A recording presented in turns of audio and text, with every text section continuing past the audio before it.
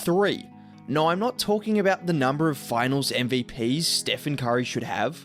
That is the number of games Steph Curry, Klay Thompson, and Draymond Green played together in the entirety of the 2022 regular season. In fact, it gets even crazier because Steph and Draymond were injured in 2 of the 3 games, so actually, it was more like 50 minutes. 50 total minutes played together before these 3 guys went on to win another championship.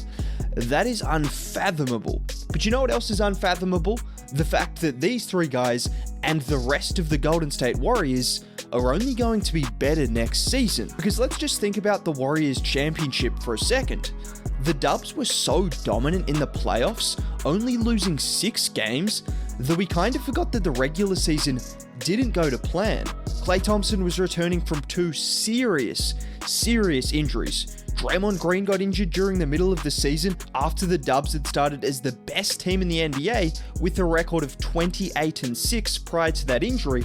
Oh yeah, and we had no idea if Steph Curry was going to be available for the first round of the playoffs just days prior. Things were so uncertain about the Warriors heading into the playoffs that many thought they would be gone within the first or second round. So when we look at Golden State next season, it's kind of hard to imagine it could go any worse. And that might sound like an absolute exaggeration. I'm not talking about the playoffs, but just the regular season. Let's look at the fact. 50 minutes together for the big 3. Steph missed 18 games and had the worst shooting slump of his career. Draymond missed half the season. Klay missed over half the season, returning from 2 serious injuries. Wiseman didn't play a minute. Oh, and that young core was exactly that. They were very young and are only going to get better. But let's just slow it down for a second. I'll talk about the young core, the free agency moves, and even the improvement of everyone's favourite 2-way player, Andrew Wiggins, who I think has another gear to go to. But if there is one reason the Warriors are guaranteed to be better next season, it's the health of their big 3. Actually, before we even talk about Klay Thompson, it's just the health of Steph Curry and Draymond Green. Because let's not forget, these 2 are unstoppable together.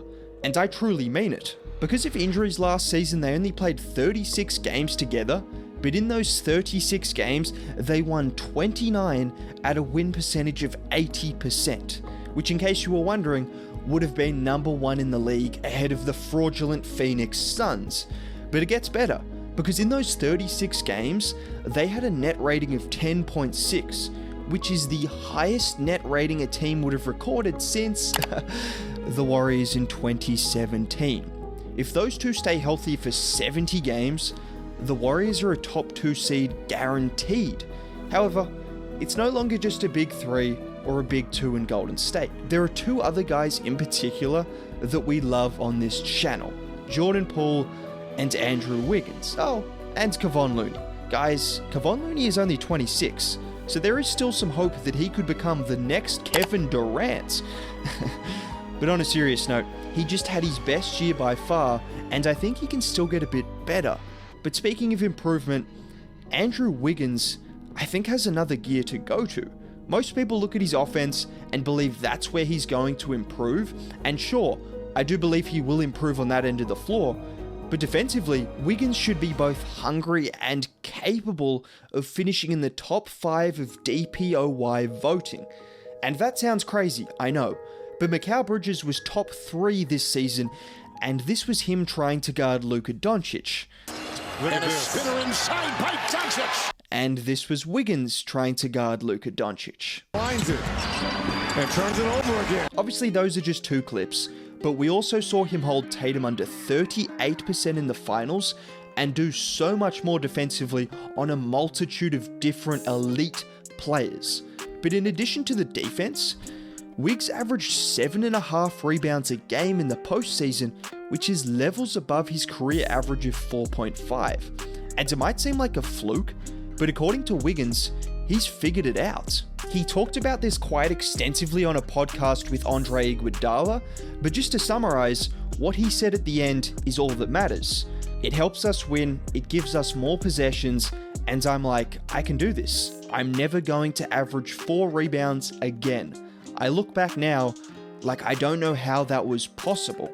And all I'm saying is, this picture is looking more and more accurate by the day. But before I get to Klay or the young core and more positives, it's not all perfect for the Warriors. There is some uncertainty, and that's the vacancies left by Otto and GP2.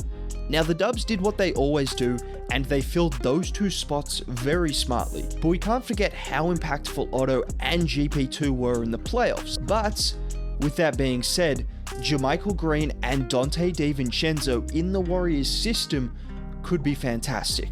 And starting with Green, who's a bit lesser known to a lot of people, but he's hovered around the 40% three-point mark for multiple years, and in addition to that, he crashes the boards and hustles like no other.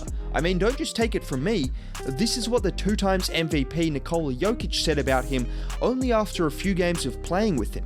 JaMychal is a guy that I would like to play with him for the rest of my life. You know, he's amazing. And then there's DiVincenzo. He's not GP2 on defense, we all know that, but he's a good defender, and more importantly, he averaged 10, 6, and 3 on 38% from 3 in just his third year in the league. His movement off the ball and shooting from beyond the arc, like on these plays, is going to fit into this Warriors system effortlessly. And having this kind of scoring punch and playmaking alongside Jordan Poole off the bench, it's going to be beautiful to watch. But speaking of backcourts, the second half of the Splash Bros, Klay Thompson, will have an off-season to work out for the first time in 3 years. Yes, another 3. 3 years. And for everyone slandering Klay, I'd be worried, because although Klay wasn't at his best in the postseason, let's not forget, the last 10 games of the regular season, he averaged 26 a night. But I think more importantly was the fact he shot under 40% from 3 for the first time in his career, which might sound like a negative, but Klay Thompson is going to take that personally. So is Steph Curry, who by the way shot under 40% for the first time in his career, excluding that 5-game season. If you don't think these guys are going to be doing everything possible to prevent that from happening again, I don't know what to tell you. Some people even thought Steph Curry's slump and shooting was so bad that he had fallen off. He would no longer be the MVP level player we'd become accustomed to seeing, and then he averaged 31, 6, and 5 in the finals, and did stuff like this. Curry, it's good! Steph Curry from downtown! Curry again. Oh, Steph Curry from way downtown! It's not often two guys that just won a championship, just won their 4th championships, would enter the season with chips on their shoulders, but that's exactly what these two guys are going to have. And then there's also the young core that needs mentioning. Now, I have talked about them in other videos, so I won't take too long. You can check those out if you want. But just know that Jordan Poole was playing like an all-star the last 20 games of the season, Kuminga and Moody are going to be better, and James Wiseman at the very least is providing a serious lob threat for Steph Curry and Jordan Poole in the pick and roll.